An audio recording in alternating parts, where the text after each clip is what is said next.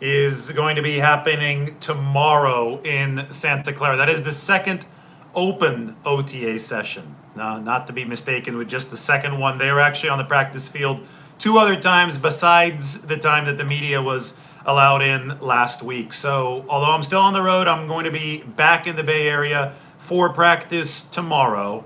And we can talk about this because obviously a lot of eyes are going to be on whether or not Christian McCaffrey shows up. And if he doesn't, that'd be a major difference from last season. He was the Energizer Bunny at OTAs last year. That was his first OTAs with the 49ers. And I think it was significant how much energy Christian McCaffrey infused into the 49ers proceedings. So if he's not there, then we can firmly say that he's approaching this offseason differently, at least as far as OTA attendance goes. I know that Mike Florio reported last week that there's no official discontent from Christian McCaffrey surrounding his contract, but we can also infer that Christian McCaffrey would not be averse to grabbing a new contract or at least a pay raise. And we saw, Max Crosby for the Raiders the other day. He got about a $6 million pay raise. It was strictly something that rewarded good performance.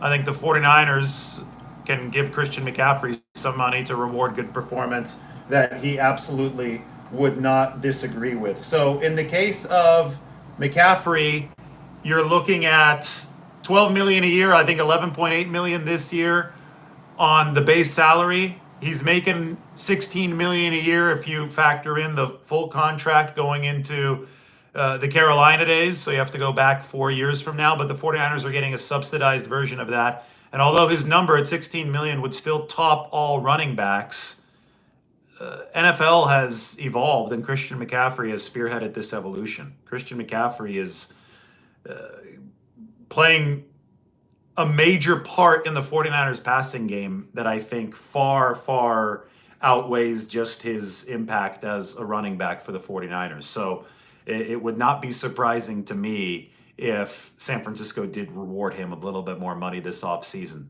Again, the official word is that the contract isn't an issue. That's what Mike Florio and his sources reported last week. But Christian McCaffrey has not been at 49ers OTAs as of yet, at least according to what the media has seen. And when we preview OTAs week 2, that's something that we have to keep an eye on. Now, Kyle Shanahan has shortened the official OTA schedule this year. He normally shortens it during the actual session.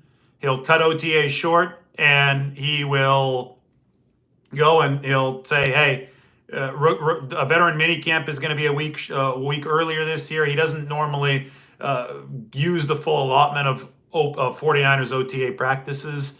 That this year has been the same, except that he pre-scheduled it. So the 49ers are going to go into their mandatory veteran minicamp next week. So tomorrow is going to be the final OTA practice that is open to the media. The mandatory veteran minicamp next week, players face fines if they do not attend. So normally even players who are in contract negotiations who aren't attending OTAs primarily due to that reason, they've been at mandatory veteran minicamp. That's included Deebo Samuel in 2022, Nick Bosa in 2023. So I think even if we don't see Christian McCaffrey tomorrow, it's still voluntary tomorrow. I would expect to see everyone, including Brandon Aiyuk, at the mandatory veteran minicamp next week. That's likely going to be Tuesday and Wednesday of next week. So this time next week, we'll be in the middle of the 49ers mandatory veteran minicamp. So we're looking for Aiyuk. We probably won't see him tomorrow, but I would venture to say that we'll see him next week. We're looking for Christian McCaffrey. Nobody's exactly sure what the deal there is.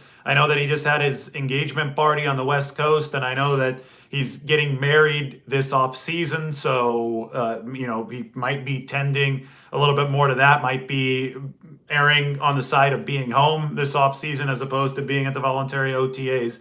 But these are obviously all things that we will track. We'll obviously also be seeing Brock Purdy again next week. And, OTAs aren't something to take all too seriously. It's not something to try to track progress from week to week from Brock Purdy. I will say that he looked crisp last week. And remember that this is his first chance at true offseason improvement, taking the majority of the first team snaps in his NFL career. So the 49ers ran mainly 7-on-7 stuff in the first OTA practice. They kept it really light. When the offensive and defensive lines did take the field, they came out there without their helmets. So there was very little contact. There might have been a little bit of pushing between the linemen up front, but this really wasn't actual football last week when we watched the 49ers. They can't have pads on at OTAs. OTAs are not a true full contact event, but they might put their helmets on as offensive and defensive linemen tomorrow, and we might see a little bit more 11-on-11 work, and it would be the equivalent of non-padded work at training camp. The 49ers will run pads on some days, and then they'll run some recovery days without pads at camp, and that's obviously more revelatory than any 7-on-7 passing league action. We barely saw 11-on-11 action, and even then, as I just mentioned, it was helmetless action for the 49ers last week. So we'll probably see a more evolved version of practice, something a little bit closer to what they might do at training camp. And that will be another chance to check out Brock Purdy. It'll be another chance to check out his burgeoning rapport with Ricky Pearsall. Last week, we saw Purdy and Pearsall connect at practice. We saw Pearsall get open several times. We saw a great battle between Pearsall and Rock Ya-Sin that the veteran cornerback won, but several other plays where Ricky Pearsall was able to win a couple of those against Ambry Thomas. So we'll get to track that 49ers receiver. At this point, it's like, it's like they're pouring a fire hose. You're trying to drink out of a fire hose when it comes to learning the playbook. There's a lot of volume coming the way of these young 49ers players, especially their receivers. So Ricky Pearsall, I can guarantee you, is swimming in new information right now. The fact that he was getting open against some veterans was impressive last week. It takes a while for rookies to show up when they're playing against other veterans, especially in Kyle Shanahan's system. And this is something, the 49ers, that they're willing to pay the upfront costs for the downstream success. If you cross-train your receiver to play the X, to play the Z, to play the F, if you cross-train your receiver to play all the positions, it might be a little bit harder for him to be comfortable immediately, but you're much more sustainable and much more resilient as an offense down the stretch. And that's where the 49ers need to be. They are stockpiling this roster this year. They're going to have Brandon Aiyuk on the team. They're going to have Deebo Samuel on the team. They're going to have Jawan Jennings on the team. They're going to have Ricky Pearsall on the team. I mean, that's a loaded receiver room. TBD on what happens to Trent Taylor, if he's going to be a practice squad call-up, and we don't know where the injuries might happen. But the 49ers are building themselves to be as insulated as possible in what they see as a kick-down-the-door season where they really want to win the damn Super Bowl. So one might say they're a little redundant with the talent additions at receiver, but I don't think there's a such thing as redundancy in the NFL because you don't play the season with injuries turned off. This is not Madden. This is not a video game. And in the case of their wide receivers, when you look at navigating the way through a marathon, and keep in mind that the 49ers have played 20 games in each of the past 3 seasons.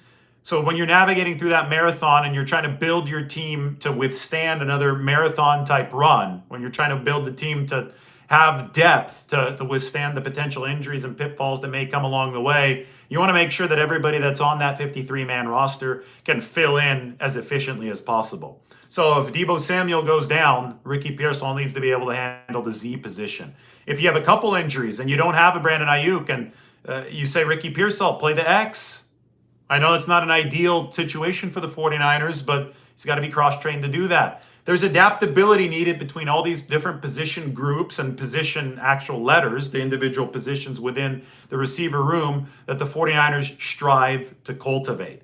And even if injuries don't happen to force them into their depth, into different machinations of the receiver position, guys, different permutations of that receiver position, even if that doesn't happen, the offense can be much more adaptable and deceptive to opposing defenses if you have lineup versatility at any point around the field. You can run, I don't want to say trick plays, but you can run a lot more disguised stuff as an offense. You can practice what you preach, and that is positional adaptability if you are the 49ers. So I'm excited that the long story short is I'm excited to see where Ricky Pearsall's lining up, what receiver positions he's learning, how the crash course is going for him. By extension, I hope that we do get to see Jacob Cowing tomorrow. We did not get to see Jacob Cowing yesterday or last week at the 49ers OTA practices. Because of that, it was one of those situations where we're just going to have to guess how this 49ers wide receiver room is going to shake out, how the training camp battles are going to stack up, how we can handicap all of the various 49ers roster maneuverings at the receiver position. The OTA period is potentially most productive for young players, for rookies. It doesn't really matter if Brandon Aiyuk's not at OTAs. It doesn't really matter from an on-field development standpoint if Christian McCaffrey's not at OTAs. But you want your quarterback there, Brock Purdy, especially since he hasn't had that experience yet as a first-teamer in the NFL. And you want him working with the younger guys to develop that rapport as they try to tackle the playbook and start to try to port some of their film study knowledge into actual on-field success. So Jacob Cowing, we don't know the injury that caused him to miss OTAs last week, but the 49ers would certainly like him out there sooner rather than later so they can really begin developing his part of the offense in earnest. And I'll tell you, Jacob Cowing was such an explosive player at the University of Arizona that he's a potential weapon for the 49ers. They were working him back at punt return when we saw a rookie minicamp, working Ricky Pearsall back at punt return. There are a lot of position battles that this team wants to resolve on special teams between the punt returns and the kick returns. And obviously, we won't get closer to answers until training camp. But to set the table for training camp, you want to get the rookies as close to speed as possible. And that's especially for the skill position guys. I think OTAs are very, very relevant for that. I see somebody asking about Dominic Puni. That's obviously a player that we've been impressed with as far as the physical build goes.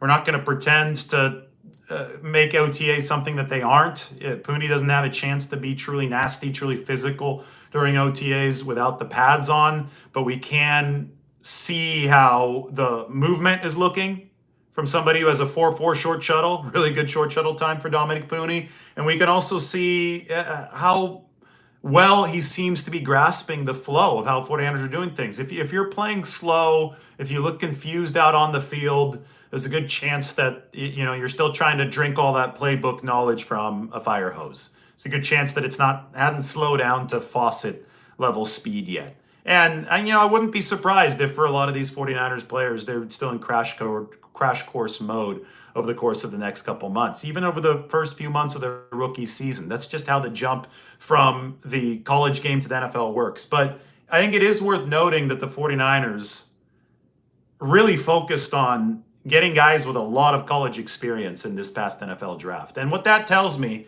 whether you talk about Ricky Pearsall, experience at Arizona State, then at Florida, Renardo Green, Florida State, Dominic Puni, that third round, Malik Mustafa out of Wake Forest, Jacob Cowing, who played a lot for Arizona, Jarrett Kingston, who played a lot for USC, Tatum Bethune, University of Central Florida, the linebacker who transferred to Florida State. I mean, all these guys seem to have had extensive playing experience. And I think it's very, very apparent that the 49ers have wanted to maximize the chances of these players contributing early, because if you are in a win now mode, you want to make sure that your acquisitions, no matter where they come in the draft, regardless of whether or not they're rookies, you want to make sure that those acquisitions can fit somewhere to make an instant impact, to vitalize that offense with youth or vitalize the entire roster with youth. And a lot of times that can come on special teams to start. But the 49ers do have some positions of need that extend beyond just special teams that they can focus on, that they can potentially see some of their rookies deliver at. All right, 49ers Q&A. Let's open this up. This is 49ers OTA 2 preview.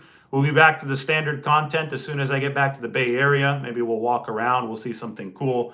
We'll reincorporate some of the good food in San Francisco and beyond. And obviously, we'll have some footage from the field, from the practice field and from the interview room with the 49ers. But we only have 2 OTA weeks this year because the 49ers have cut it short before the entire offseason program even started. They said, hey, this is what the schedule is going to be. 2 OTA weeks and then the week of veteran minicamp, which is going to be mandatory. So we are now on OTA week 2 out of 2. We'll be in Santa Clara for that tomorrow, and then it's going to be mandatory veteran minicamp after that next week. 2 days, Tuesday and Wednesday. All right, I am ready for all of your questions. So why don't we shoot, and I'll watch them come across this screen.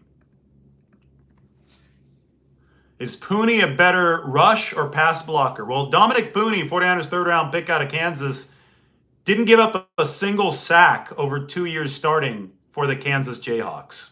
So I think he's a pretty damn good pass protector. Listen, he's got a 4.4 short shuttle.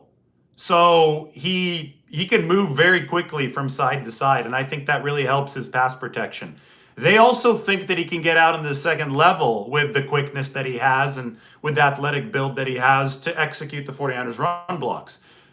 For me, it's really hard to gauge exactly how good of a run blocker somebody is within the context of what the 49ers are asking to do because Shanahan's run blocking assignments are so unique and so difficult, especially compared to what players do in college. The pass blocking probably will translate technique-wise a little bit more cleanly from college to NFL. And the fact that Dominic Pooney didn't give up a single sack at Kansas over the past 2 years, I think does show that the pass blocking is in a good spot, and I think that can be exciting for the 49ers because it's pass blocking that this team has really looked to upgrade, especially at that right guard position. But both guard positions, I don't think were great in pass protection last season. All right, that's a great first question. Let's let a few more roll in.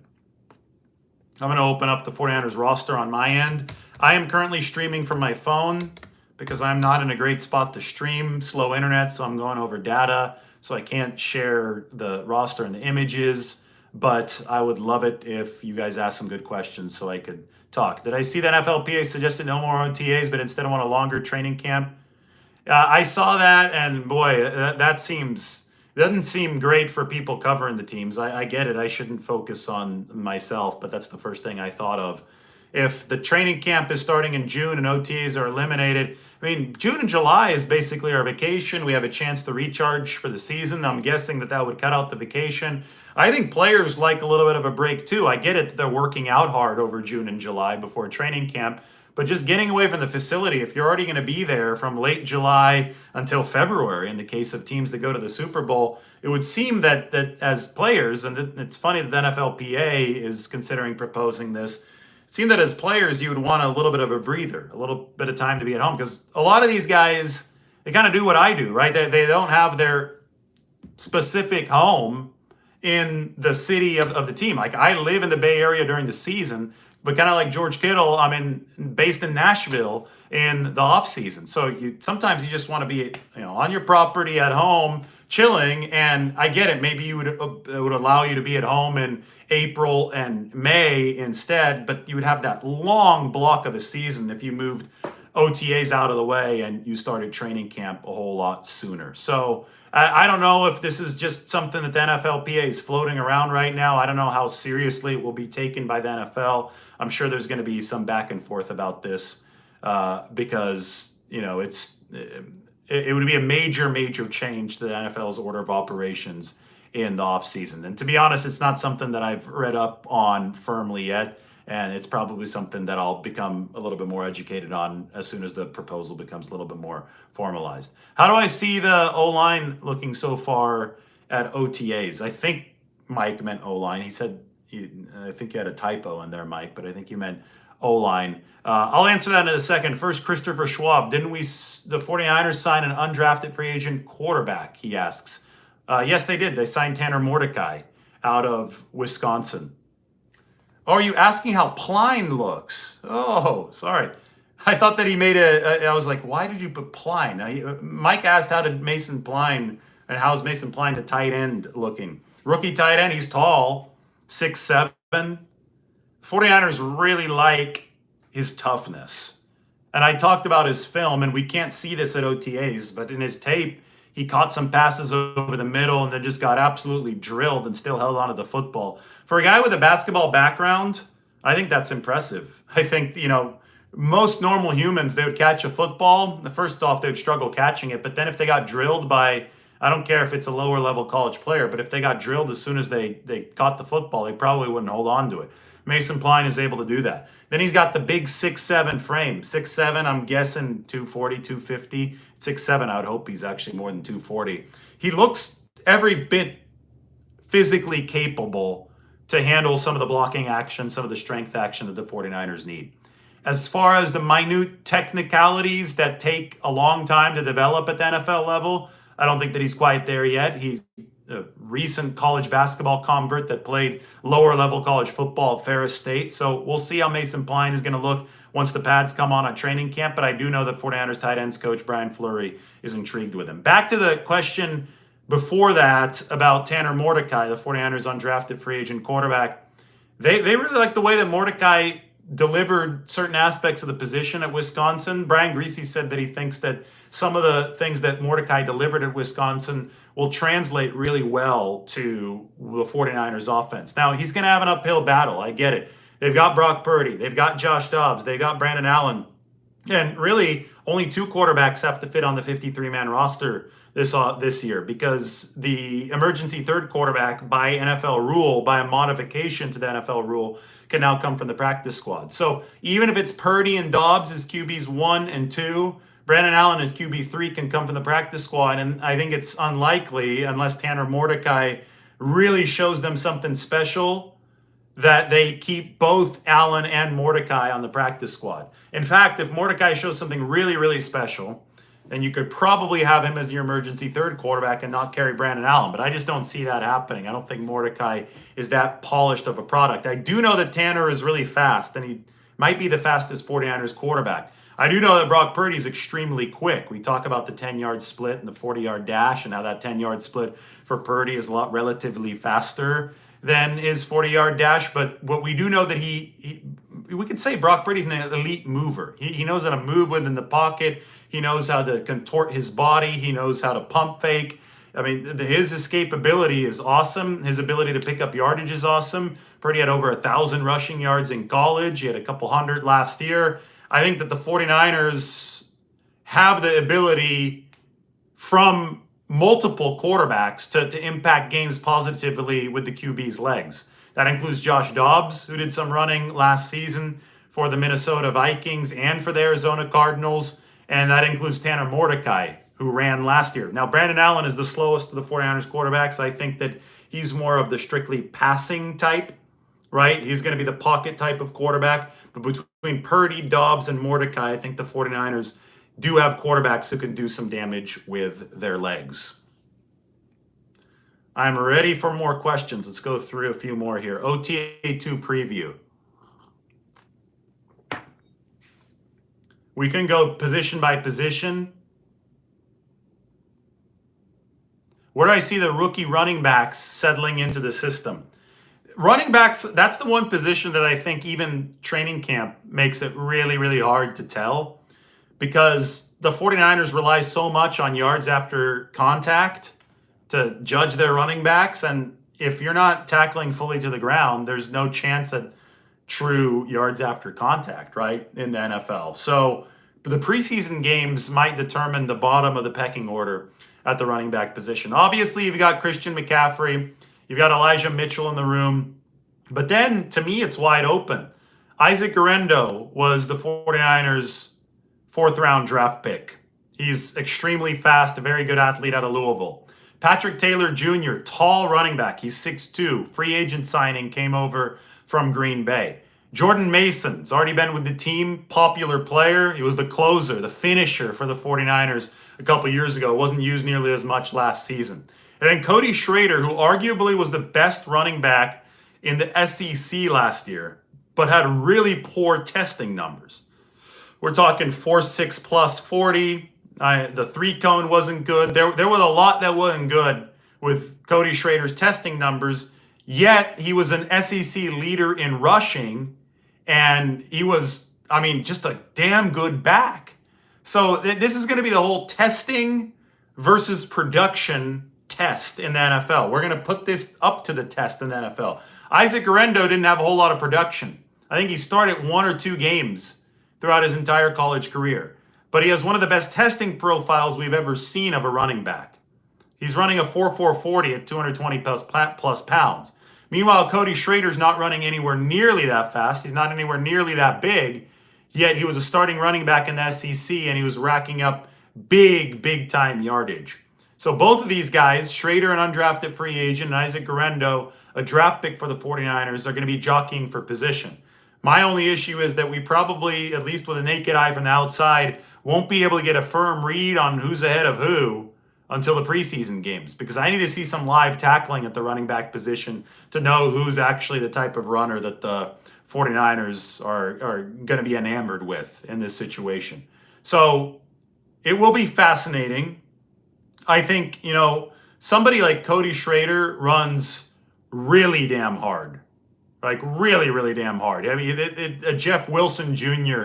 type of runner. Remember, Jeff Wilson Jr. was an undrafted free agent for the 49ers in 2018 out of North Texas. He also has a great feel for what's going on around him. Isaac Guerendo, meanwhile, I mean, he's one cut and he can go. The explosiveness is second to none. I mean, he might have a better chance of looking good during OTAs, because the one cut go guys, yeah, if there's not a lot of traffic on the field, if there's not a lot of chaos that you'll see once it becomes full contact with pads, he's going to excel in that regard. Schrader, if he's relying a little bit more on yards after contact, if he's relying a little bit more on the true football gridiron vision, it might require preseason for him to look his best. But that's the running back room, and it's very intriguing between Schrader, Guerendo, the 6'2" Patrick Taylor. It's been a long time since we've seen Patrick Taylor, a running back as tall as Patrick Taylor in the league. I think he might be the tallest in the league right now. And of course, the familiar face of Elijah Mitchell behind Christian McCaffrey. And don't forget about Jordan Mason. I think, the case of Jordan Mason, he's got to prove that the pass protection is taking steps up, because if you can't protect the quarterback, especially that quarterback is Brock Purdy, it's going to be hard to see the field. Question about Talanoa Hufanga's status. He's working off on the side field, rehabbing from that ACL. They're hoping that he's going to be back for training camp.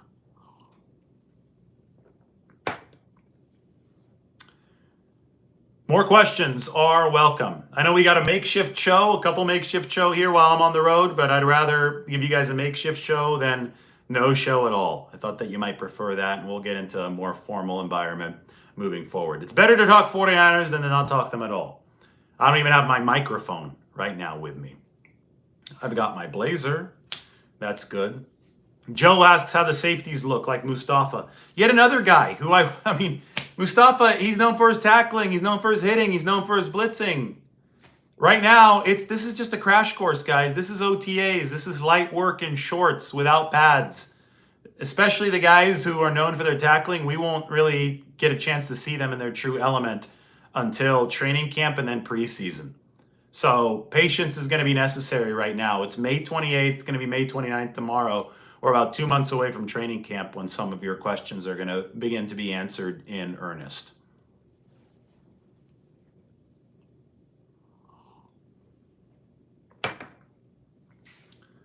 Whenever you're thirsty, water tastes really damn good. So if there are no questions coming across, I'll move on to the tight end position. I talked about the receivers, the QBs, the running backs. Eric Saubert, who is the 49ers veteran tight end who they picked up, he's been with a bunch of teams. Guy's jacked. He had his sleeves rolled up last week. I mean, that guy, he's big and strong. I think Saubert is higher on the pecking order to begin than Cam Latu. I mean, because Cam has been sidelined still. They need him back out there, and he needs to wash away the drop issues from last year. It might be just a psychological reset that's needed. So in the case of Eric Saubert, you've got a guy that's proven that he can hold on to the football at the NFL level. He's not been a prolific receiver, but the ceiling, the floor is a lot higher than the very low floor that we saw from Cam Latu and all the drops last year. So the 49ers have that at least partially insulated with a multi-year veteran. But, Mike already asked about Mason Pline. It's likely that he's still a ways away from being able to consistently contribute at the NFL level, but he's got a lot of physical promise. Somebody like Cam Latu, they believe he has a lot of physical promise too. Let's see if he takes the field at some point soon and see if the 49ers can get a turnaround and some production out of him. My issue with the questions, guys, is that I'm looking on my phone and they disappear really quickly. So right now, 49ers Throwback says the only concern on the 49ers roster is the offensive line. And I have to disagree with 49ers Throwback because I think that there's concern at defensive tackle. I think that there's concern at linebacker outside of Dre Greenlaw because Dre Greenlaw is still trying to come back from the Achilles tear. I think that there's, even at a position like quarterback, you've got to keep Brock Purdy upright, and a freak injury can happen. So there's going to be concern about the backup quarterback position. Now I think they insulated it decently well with somebody like Josh Dobbs, but the entire roster in the NFL is more fragile than you think it is, just because you can only carry 53 men once the cut down happens. Linebacker and tight end is a massive issue with major injuries potentially happening to Warner and Kittle, says Mike. And that's true. So tight end 2 is a concern. I was just talking about that. But if George Kittle goes down, tight end 1 is a massive concern. And the 49ers run a really tight end reliant offense. So that's something you would have to brace yourself for. You'd have to say, okay, wait, how can the 49ers potentially withstand a Kittle injury? They'd probably have to change the way that they run their offense. Probably have to be more receiver oriented, which hurts your running threat. And then obviously linebacker, if Greenlaw's already hurt and Warner goes down, you already saw the damage to the linebacker position last year during the Super Bowl when we saw Dre Greenlaw go down. The 49ers really struggled in that Super Bowl, especially against Travis Kelce. So they are on some tenuous ground at both tight end and linebacker. I just saw Big Dom get mentioned in the comments. I actually met Big Dom this offseason. He was really nice in person. Maybe he watches the YouTube channel. But he was completely different than I expected him to be based on the altercation on the sideline in Philadelphia. Big Dom was at the NFL Combine in Indianapolis. As the weeks go by, username SF likes the Campbell signing more and more. Devondre Campbell was an All-Pro a couple years ago. I don't think that he's nearly as good in coverage anymore. I think that there has been a drop-off. I think that he's on the wrong side of 30 now. But the guy, he plays the way that the 49ers want you to play as far as his pursuit and violence around the football. He's not afraid to hit. And B, he knows the system. He played for Dan Quinn in Atlanta. And Dan Quinn coached the Seattle-style 4-3, coached the linebackers in a similar way to the 49ers. So it's not like he's had to learn a foreign language to pick up this 49ers defense. I think that makes Devondre Campbell big. It makes Devondre Campbell a good candidate to fill in for Dre Greenlaw if Dre does miss at least those first 2 games on the physically unable to perform list. It's a good call out, Devondre Campbell. Collaboration with Brad Graham, the SF Niners. He's a good guy. Brad, he even met my wife. We were at the Super Bowl, so we all got to talk a little bit. Brad's a cool dude. If you want to see me collaborate with that's his last name, with Brad Graham, then give a thumbs up in the comment section, and maybe we'll try to make it happen. You want me to bring Brian Baldinger on? All right, that's a good one. I've done interviews with Brian Baldinger. I think that would be a good one. I think that he's some of the best tape watching knowledge that there is, so I think that would be epic. A Purdy year 2 leap like Matt Ryan. Somebody asking, well, guys, Purdy's already made the leap. Purdy was already the most efficient quarterback in the NFL by a mile in both of the last 2 seasons, and I thought he got better from 2022 to 2023. Matt Ryan was like a middle-of-the-pack quarterback in 2015, Shanahan's first year with Atlanta. In the second year, he jumped up to number 1 and was the MVP. But Brock Purdy's numbers, efficiency-wise, EPA, DVOA, whatever you want to look at, QBR, they're already very comparable to Matt Ryan's numbers in 2016. So if Brock Purdy does make a leap, it won't be to Matt Ryan level. If Brock Purdy does make a leap here in year 2.5, we'll say, because he already started half of 2022, if he makes that kind of leap, then it would be to superhuman level. We're already seeing historic numbers for Brock Purdy. Most efficient quarterback in NFL, documented history on throws of 10 to 20 yards. Best deep pass completion percentage, it's over 20 air yards in NFL history last year. Insanely high QBR last year, right? The EPA per play, the efficiency stats within the context of the 49ers offense, all excellent as well. All of this in spite of the fact that the 49ers ranked 20 or worse in pass protection last year. So if the 49ers do improve in some aspects of that, I suppose we can see Purdy become even more efficient. in 2024, but about taking a Matt Ryan-like jump, I think he's already taken that jump. I think people need to appreciate just how good Brock Purdy has already been. Do we see more read options next year? If by more you mean one every 3 games, one every 4 games, maybe.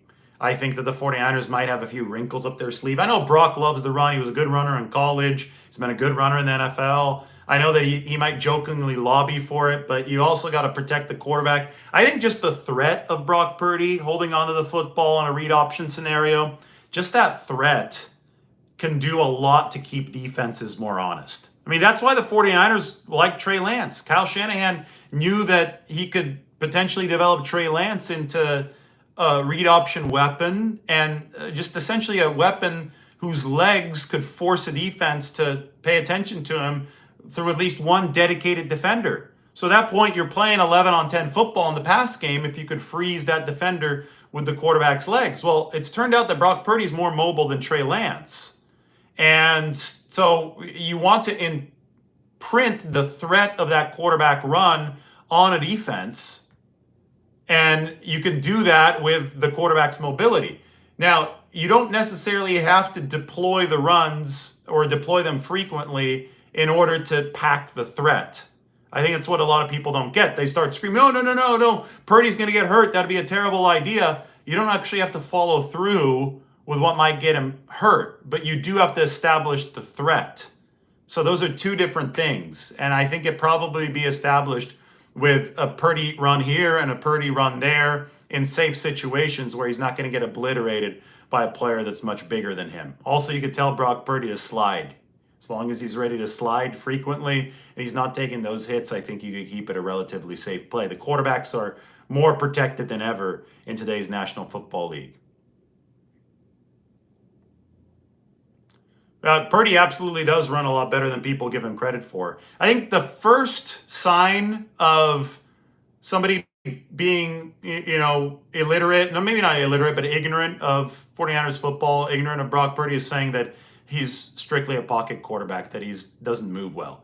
Because he was one of again, over 1,000 rushing yards in college. The 10-yard split for Brock Purdy that is very reflective of the burst that he has, the elusiveness that he has. If he weren't able to move well, then he wouldn't have been one of the most efficient quarterbacks that we've ever seen last year, despite playing behind a below-average offensive line. Anybody that watches tape that knows what they're looking for in terms of elusiveness has long said that Brock Purdy is a mobile quarterback. That was just very, very misleading chatter in the media down the stretch of this past season to suggest that he wasn't.